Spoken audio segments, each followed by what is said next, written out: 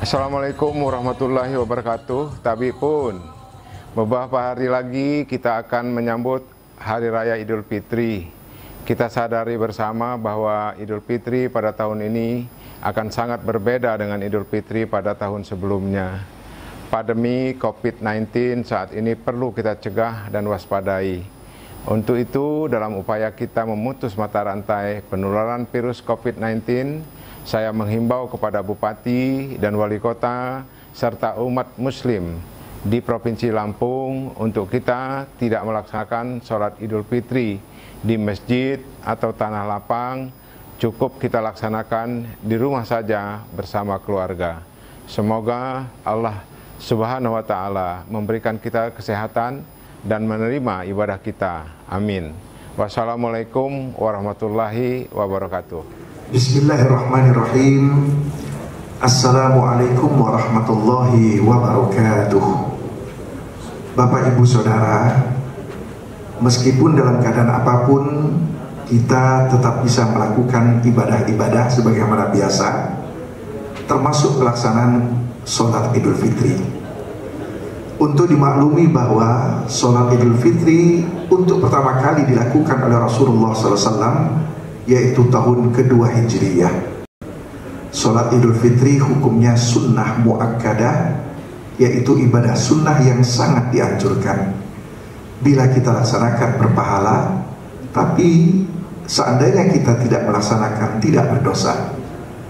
Waktu pelaksanaan Idul Fitri yaitu tepat tanggal 1 Syawal, tepatnya sekitar 10-15 menit setelah matahari terbit sampai dengan menjelang sholat zuhur.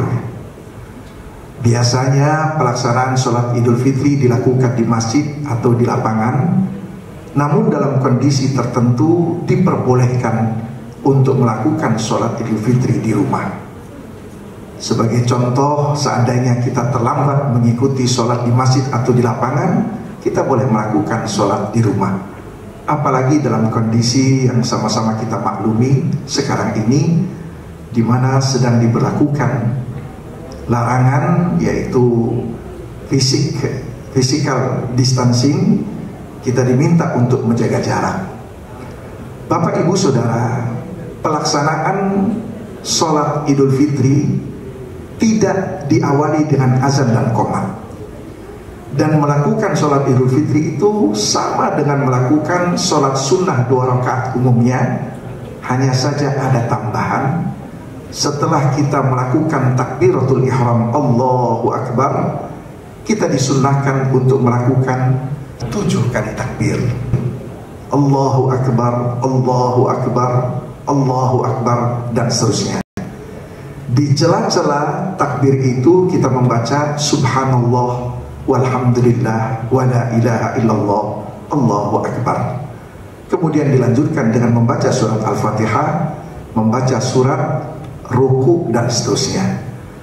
Kemudian rakaat yang kedua, setelah kita membaca takbiratul qiyam Allahu Akbar untuk kita berdiri, rakaat kedua sebelum membaca surat Al-Fatihah, kembali lagi kita disunnahkan untuk membaca takbir, yaitu sebanyak 5 kali. Dan di celah-celah takbir itu kita membaca Subhanallah walhamdulillah wa la ilaha illallah Allahu Akbar. Selesai dilanjutkan membaca surat Al-Fatihah, membaca surat, dan seterusnya.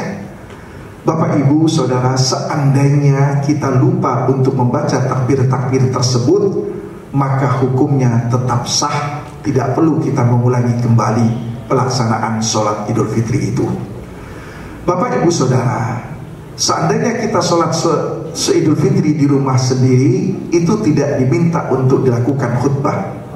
Tetapi kalau seandainya kita melakukan sholat Idul Fitri di rumah secara berjamaah, minimal 1 orang imam dengan 3 makmum, tetap disunnahkan untuk dilakukan khutbah Idul Fitri. Dan kalaupun seandainya tidak dilakukan khutbah, tetap sholat Idul Fitri kita itu sah. Namun seandainya akan dilakukan khutbah Idul Fitri, harus mengikuti tuntunan dan rukun-rukunnya.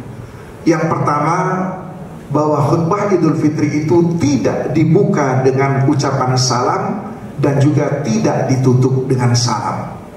Yang kedua, khutbah Idul Fitri itu dilakukan dengan 2 khutbah, dan khatib melakukan khutbah secara berdiri dan melakukan duduk di antara 2 khutbah sejenak untuk berdiri kembali melakukan khutbah yang kedua.